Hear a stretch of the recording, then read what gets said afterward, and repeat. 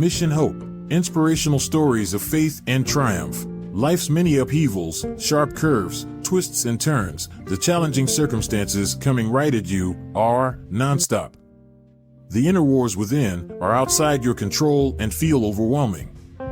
You feel alone, and the seemingly endless battles rage on. You feel like you have lost all hope and faith, questioning, why me? Why now? How can I handle another blow? The answers you're seeking are in this collection of 20 uplifting stories in this book.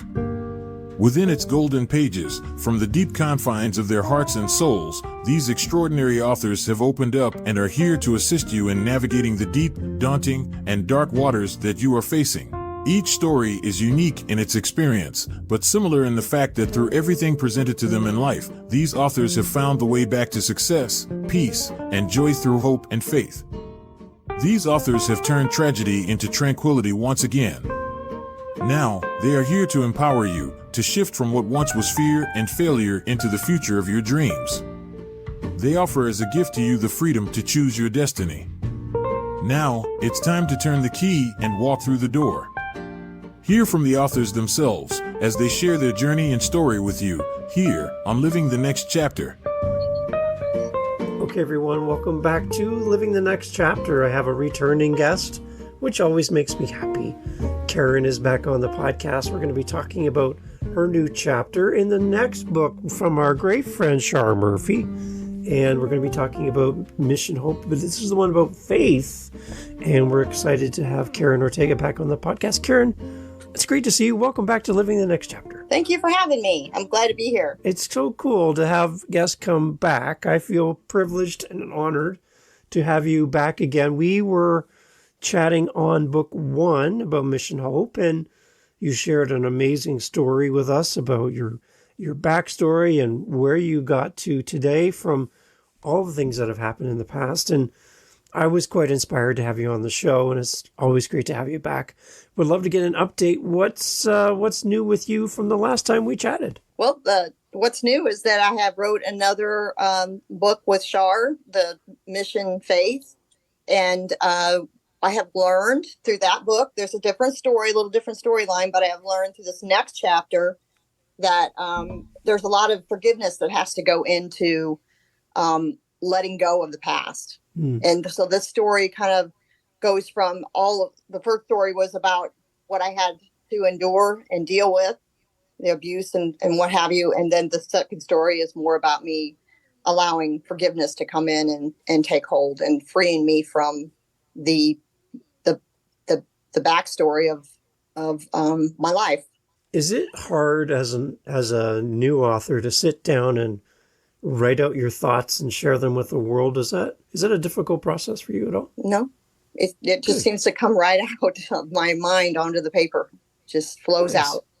Because I think that, it's when you start sharing your story, though, when it feels a little bit like, how much should I share? How much should I not share? Yes. Now that is a little different. That one would be, it does flow right on out, but I have to really kind of check myself to say, how much do I want to, you don't want to name names usually. You don't want to throw a whole lot of intimate details into the story. So there was sometimes when I would write the thing out and I have to change a little bit of it to make it a little bit more, where it's doable for people to read and not feel like they're going to just bawl their eyes out or be upset at what happened in the people in the story. So, so I had to change a lot about that sometimes.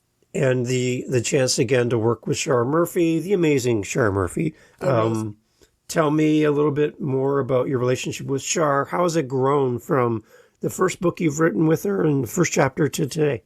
Well, I mean, it's just, I was thrilled that she asked me to go ahead and write the chapter for the second book. And we're still going strong. We're still in the Mission Hope group, and we still are talking to each other and doing all the things we do. And it's been an amazing experience to be working with Shar. And I mean, she is one of the most empowering women that I know. And when you're with her, you feel completely empowered and completely, just feel like you could like touch the sky.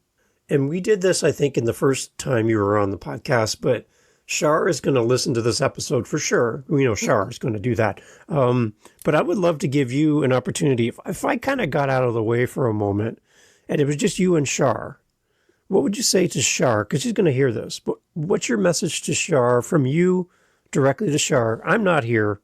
What would you like to say to Shar? Well, Shar Murphy, I love you.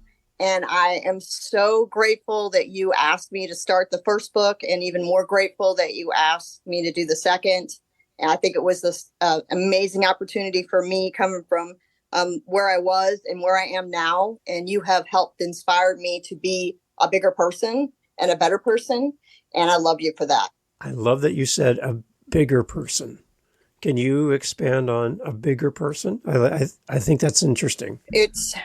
I feel like that I just feel like I wasn't really where I needed to be in terms of, I feel like maybe I was a little bit on the immature side as a full grown woman. And I'm very, very much an emotional, deeply sensitive and emotional person. Yeah. And I am learning as I've been doing this, and like Shar, she would even talk to me about some of the issues I was having and would tell me what I should do.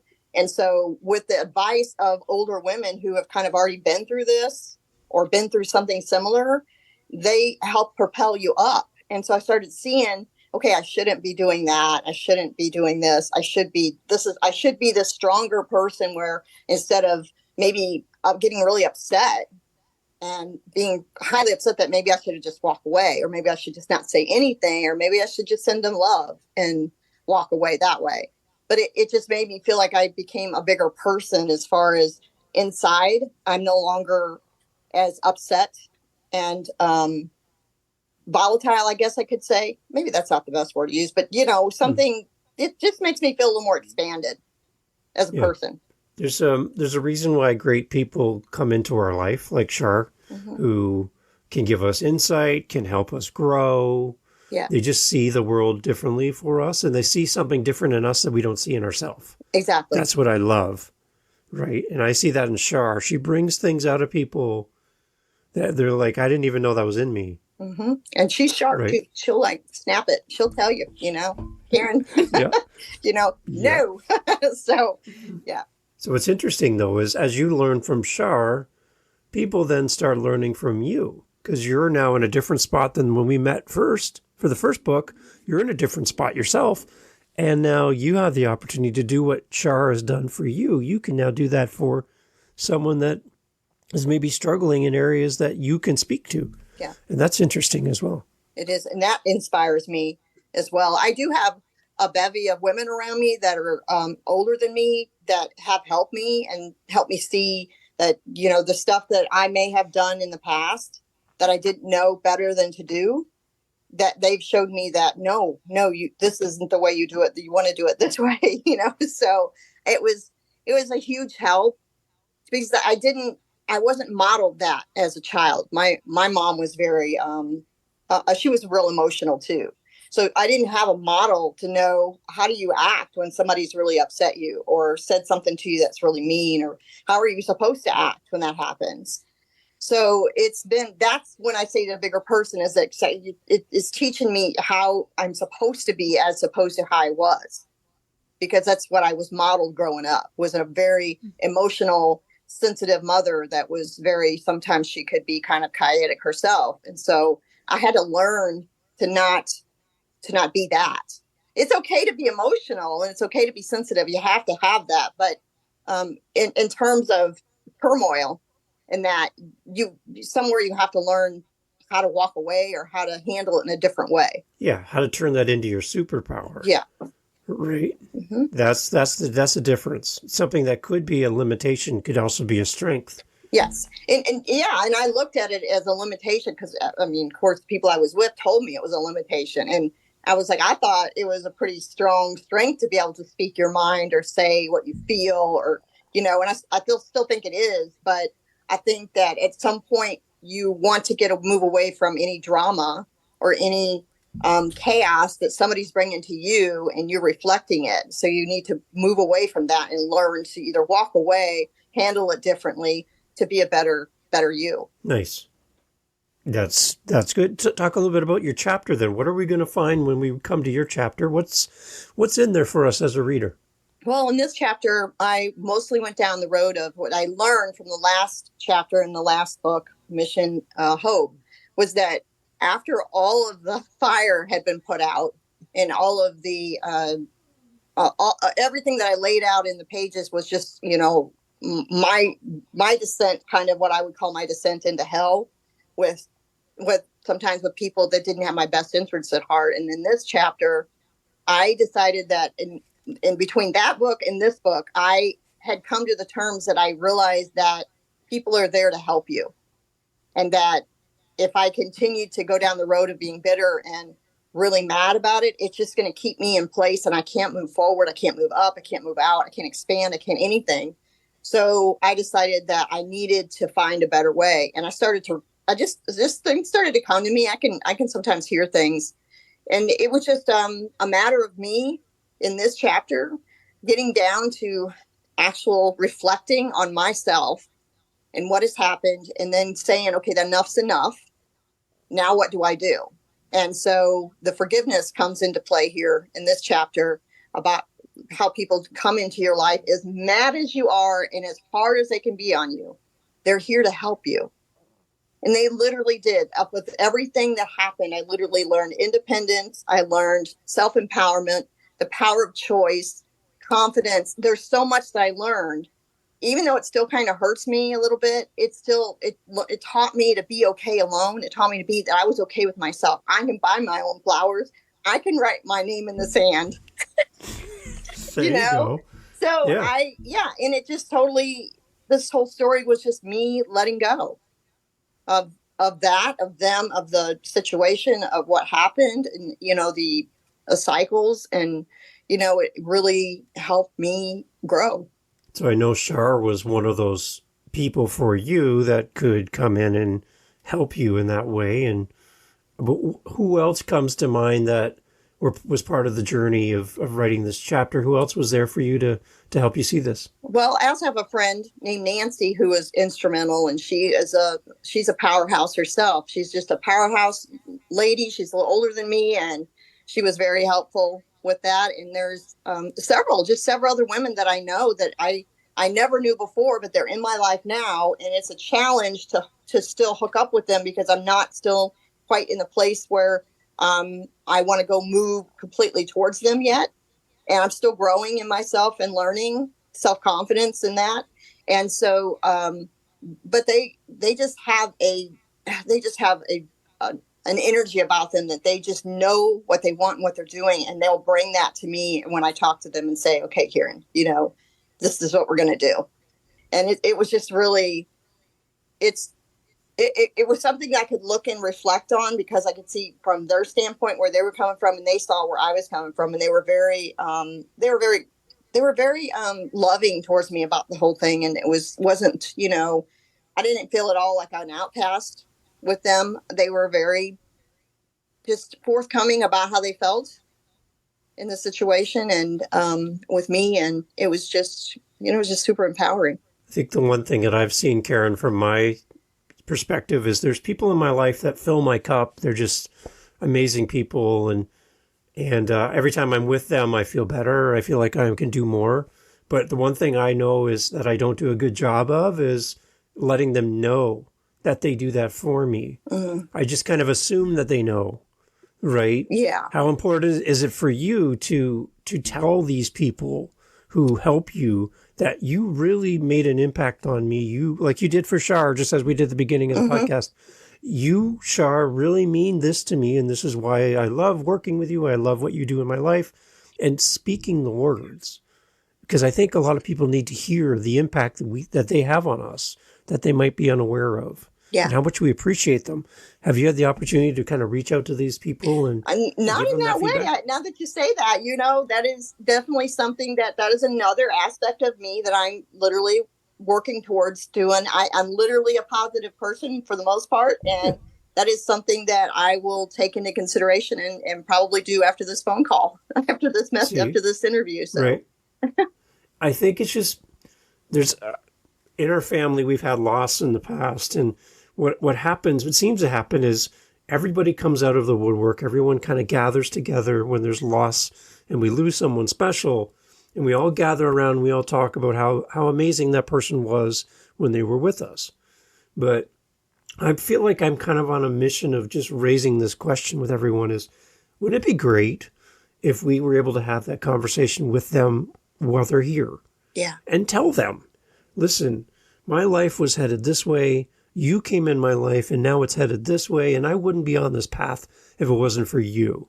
And I want you to know how important you are as a person to me and how your life matters. And I'm so happy and blessed to have you in my life. And let these people know that they really, truly matter to us. And I think if we could all have that attitude, I guess that attitude of gratitude, is that how you want to say it? But just showing and demonstrating to people how meaningful they are, I think that by doing that, I think it just unlocks a piece of us that seems to be a little bit that we haven't really tapped into yet, just by showing our gratitude to people. What do you think of that? That is huge, because as you said that, Shar came to mind, and I thought, I have really never told her that I am where I am now. I am no longer in a relationship that feels abusive. I'm no longer in that dynamic of the people that were being abusive. I unhitched from that. And part of it was because of Shar in this book and everything that was started coming towards me. And it's like everything has changed. Right. Now I'm just on that healing journey of, letting go of that stuff and being, coming into myself and calling all my bits and pieces back. And if it wasn't for Shar, I would still probably be where I was and not here doing what I'm doing now with you. And then, and just to assume that Shar knows that. Just to assume that, right? I would default to that where I'm like, well, Shar has to know that she's a great person and she's helped me. But to hear the words, that's a different thing, because now they're out there in the world and we want people to know that these important people around us make us better people. So yes. I just think everybody listening, this is something everybody can do even today or this week, is to reach out to those people who we assume have an impact on us, but say the words and let them know exactly how our life is different because of them. So I think we're on the right path. I like that. Yeah. And I have to say too, that I'm not going to give kudos to abuse or anything, but even the people that were in my life that were doing some of the psychological abuse literally helped me. If you look at it on a deeper scale, they literally helped me step by step get even to where I am now. Now, I would never go back into it, but I'm just saying that there was things they did that wasn't always on the abuse scale, but there was things they did too that helped me get to where I am right now too. So, I mean, it is really, it's a huge honor to know that little Karen a few years ago was really down low, and little Karen now is sitting up pretty high right now. And I would say big Karen. Yeah, it was a little Karen. Because you were getting bigger and bigger, right? Yeah. Right. Yeah. So and to forgive them for what happened, it's still a process for me, but it's getting easier and easier day by day. And it just feels like, as I understand that people are always there to help you, even in the meanness, there's something that they're trying to teach you. And I'm learning that. And I'm learning that, they were there to push me out of being afraid and get on my own and do my own thing and stand on my own 2 feet and do what I needed to do. And this, like I said, if they didn't do what they did too, I would not be sitting here talking to you either. I would still be sitting in that mess and not be working through it. And that's a lonely place as well. It is a very lonely place. Right. Because you don't know who to trust. You don't know who has your best interest at heart. And you're afraid to get hurt again. And you just don't know where you stand. That was the big thing. I just didn't know where I stood. And so, And now I know where I stand because I'm here and they're not. And I'm chucking along and, Yeah. I can, there's a confidence level with you, Karen, talking to you today, that you were definitely confident and very in touch with yourself when we met the first time, but I'm seeing even more of that displayed. A bigger Karen. That's good. I'm glad you see it, When we because talked today. I'm Yeah. feeling it. I'm feeling it, and it's rising. It's definitely rising, and I hope that whatever message that anybody that hears this podcast or anything takes from that, I didn't come from a whole lot. My family was poor, and there was nothing spectacular about my family as far as, we didn't come from expensive blood, so we have Viking and Native American blood in us. And I think that's one of the sole reasons that I kept going, because I think by now anybody else might have, kicked in the bucket and said, see ya, Yeah. So I always have hope, always, even after the dust settles. I always feel like I always have hope in me. And I'm not sure where that comes from, but it's just there. So for the person listening, Karen, that's not where you're at yet, but they want to be. Mm-hmm. Any words of wisdom to them from your perspective to encourage them to keep moving forward? Yeah, don't give up, and keep looking for the better side of things, because it will come. It's just a matter of getting out of your own way. Like you said, getting out of your own way, that's huge for me, because I really, really get in my way a lot. I overthink everything and all that stuff. So it's just a matter of just keep going. Don't give in. Don't throw in the towel. Just keep going, and you'll find it. It's there. That pot of gold is there. Even in the darkest days. Even in the darkest days, yes. And I have had my share of really dark days. My family is probably my biggest supporter right now, getting me through some of this stuff, and some of the stuff that still goes through my mind. It's it's a process when you've been through psychological abuse. It doesn't just go away overnight. It takes time, Right. Yeah. Yeah. And so I still continue to work towards that, and I really feel like that there's gonna come a day when I'm gonna wake up and the sun's gonna be shining, and I'm really gonna notice it. And I think anybody listening to this, take the same advice. Keep going. When you wake up one day, you're going to notice the sun shining too.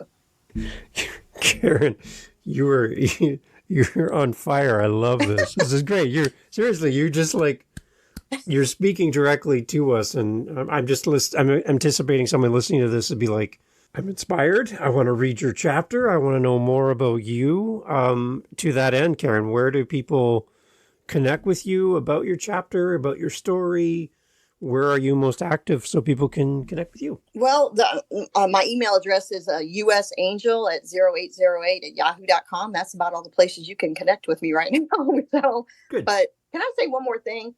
I'm going to say this. I don't know if I said it in the last podcast, but years ago, when I was on my spiritual journey, I used to get really upset because I would see like Gabby Bernstein and all the bigger name spiritual leaders, where they were going to Bali and they were going places and doing things and healing themselves and all that. And I used to get so upset about that, because I'm like, I'm not sitting on a gold mine, I don't even have money for a plane ticket to get to Bali, And I remember sitting there thinking how upset I was if only I had a ton of money where I could go do that. And a voice in my head said, you don't need that. You have everything you need inside of you.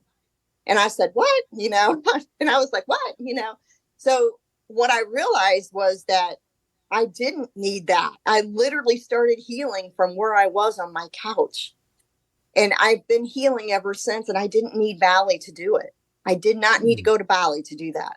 So anybody that thinks they have to have a ton of money to go heal, you do not. You don't. Yeah.